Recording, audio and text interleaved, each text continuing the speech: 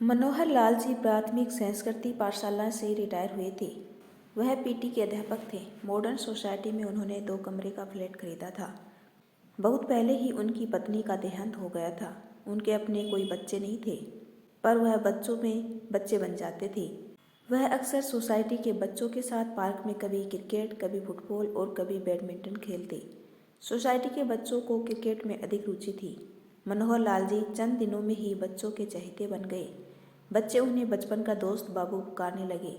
जब कभी बाबू बच्चों के साथ खेलने न आते तो बच्चे उनके फ्लैट की घंटी बजाकर या उन्हें बालकनी में खड़ा देखकर खेलने का आग्रह करते। बच्चे खेलते कम, झगड़ा ज़्यादा करते। हर बच्चा पहले बैटिंग करने की जिद करता।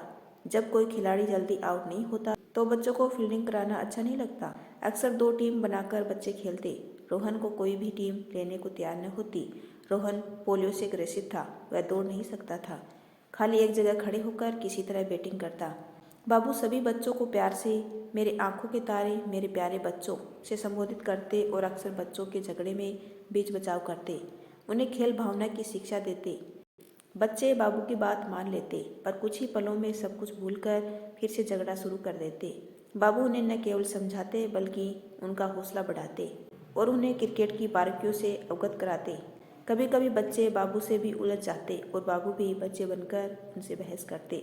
बाबू इस बात का ख्याल रखते कि बात का बतंगड़ न हो और बच्चे आपस में सुलह करके हंसी खुशी खेल का आनंद ले। बाबू ने स्वतंत्रता दिवस पर बच्चों को पूरी क्रिकेट किट उपहार में दिया। बच्चों की खुशी का पारावार न था। अब बाबू उनके लिए सब कुछ थे। पहले से ज्यादा वे बाबू का सम्मान करने लगे। बाबू की हर बात उनके लिए मायने रखती, चाहे सोसाइटी में स्वच्छता अभियान हो या कोई सांस्कृतिक कार्यक्रम। बच्चे एक आह्वान में बढ़ चढ़कर हिस्सा लेते। जिस दिन बाबू खेलने आते तो बच्चे बड़े मायूस हो जाते। इसी बीच कोरोना के कहर ने दस्तक दी। कब बंदी, पाबंदी और लॉकडाउन का सिलसिला शुरू हुआ। बच्चों के माँ बाप ने बच्चों को खेलने से मना कर दिया। बाबू के लिए भी वक्त काटना मुश्किल हो गया। कुछ दिनों बाद बच्चों को पता चला कि बाबू को कोरोना हो गया है। बच्चे सुबह शाम बाबू के फ्लैट की घंटी बजाकर अपने अपने घरों से नाश्ता खाना लाकर दरवाजे पर रखकर चले जाते। वे रोज सुबह बाबू की अच्छी सेहत के लिए भगवान से प्रार्थना करने लगे। बच्चों के माँ बाप बच्चों में यह परिवर्तन देखकर हतप्रभ थे। एक दिन बाबू के घर की घंटी बार बार बजाने पर भी बाबू के घर का दरवाजा न खुला तो बच्चे परेशान हो उठे। खासकर रोहन बेहद बेचैन हो गया। उसने अपने पिता से पूछा, बाबू कहाँ चले गए? पिता ने जवाब दिया, तुम लोग आपस में झगड़ा करते हो ना, इसलिए बाबू तुम लोगों से रूठ कर अपने घर स्वर्गधाम चले गए। हुआ यूं, एक रात बाबू की तबीयत काफ़ी बिगड़ गई। उनके ऑक्सीजन का लेवल 50 से भी कम हो गया। सांस लेने में उन्हें दिक्कत होने लगी। उनकी देखरेख कर रहे कोरोना के डॉक्टर ने एम्बुलेंस भेजकर उन्हें अस्पताल में भर्ती कराया, पर उनकी जान नहीं बचा सके। आनन फानन में कोरोना नियमों के तहत उनका अंतिम संस्कार कर दिया गया। बच्चे इस घटना से अनभिज्ञ थे। उन्हें तो सिर्फ इतना पता था कि बाबू अपने घर स्वर्गधाम गए हैं, वो जल्दी ही वापस उनके बीच आ जाएंगे। कोरोना का खौफ कम हुआ। जीवन फिर से धीरे धीरे पटरी पर लौटने लगा। बच्चे फिर से पार्क में खेलने जाने लगे, पर उनमें पहले जैसा जोश व उत्साह न था।